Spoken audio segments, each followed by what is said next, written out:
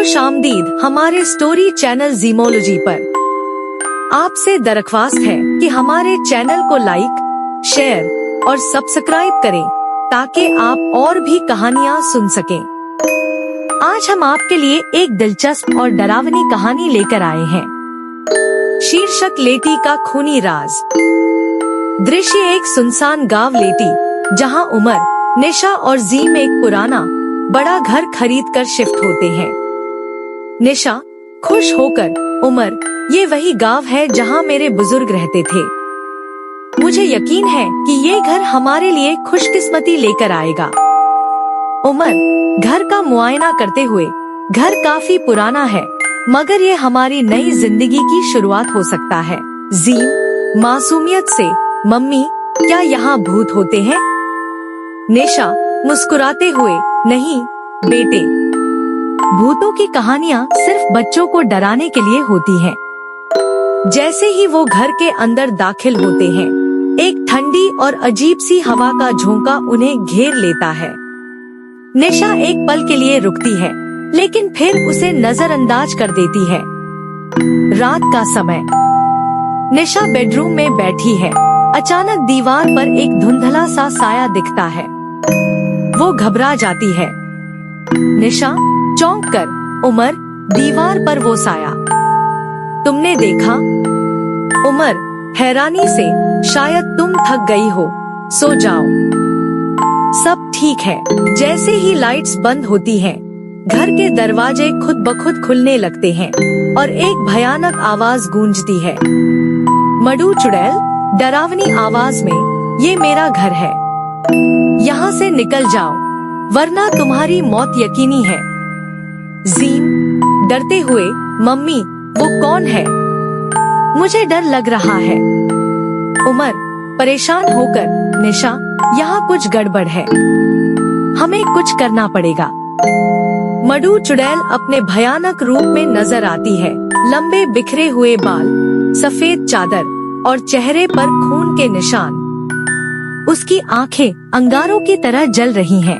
निशा हैरानी से, ये कौन है? खुदा के लिए हमें छोड़ दो। मडू चुड़ैल गुस्से से, तुम लोग मेरे घर में कैसे घुस आए? मैं तुम्हें यहाँ से जाने नहीं दूंगी। घर के अंदर की चीजें हिलने लगती हैं, दीवारों से खून टपकने लगता है और फर्श में दरारें पड़ जाती हैं। उमर और निशा डर जाते हैं। ज़ीम घबराकर, पापा, मम्मी, हमें यहाँ से निकल जाना चाहिए। निशा हिम्मत बंधाते हुए, नहीं, हमें डरने की जरूरत नहीं है, जरूर कुछ होगा जो हमारी मदद कर सकता है। ज़ीम को एक पुरानी अलमारी के ऊपर एक अजीब सी रोशनी दिखती है। वो एक जादुई लॉकेट की तरफ इशारा करता है। ज़ीम इशारा करते हुए, मम्मी, देखो, वहाँ कुछ है। उमर जल्दी से अलमारी की तरफ बढ़ते हुए, ये क्या है? उमर लॉकेट निकालते हैं। लॉकेट पर एक रहस्यमय निशान है, जिसे देखकर निशा को अपने बचपन की कहानियाँ याद आती हैं। निशा गहरी सांस लेते हुए, ये लॉकेट, मेरी दादी की कहानियों में सुना था कि ये लॉकेट भूतों को काबू करने की ताकत रखता है। मडू चुड़ैल चीखते हुए, नहीं, तुम ये लॉकेट कैसे पा सकते हो? ये मेरी तबाही का सबब बनेगा। निशा हिम्मत से, उमर, इसे इस्तेमाल करो, हमें इसे खत्म करना होगा। उमर फौरन लॉकेट को पकड़ते हुए, बिस्मिल्लाह, मडू चुड़ैल की तरफ लॉकेट को बढ़ाते हैं। जैसे ही लॉकेट की रोशनी मडू चुड़ैल पर पड़ती है, वो चीखने लगती है और जलने लगती है। उसका चेहरा मरोड़ने लगता है और वो जमीन पर गिर जाती है। मडू चुड़ैल दर्द में चीखते हुए, नहीं, ये कैसे मुमकिन है? तुम लोग मुझे हरा रहे हो। मडू चुड़ैल आग की लपटों में घिर जाती है और एक डरावनी चीख के साथ गायब हो जाती है। घर में फिर से सन्नाटा छा जाता है। उमर सांस लेते हुए, क्या ये खत्म हो गई? क्या वाकई में ये हो गया? निशा खुदा का शुक्र अदा करते हुए, हाँ, खुदा का शुक्र है कि हमें इस मुसीबत से छुटकारा मिल गया। घर अब शांत हो चुका है और एक सुकून का एहसास चारों ओर फैल जाता है।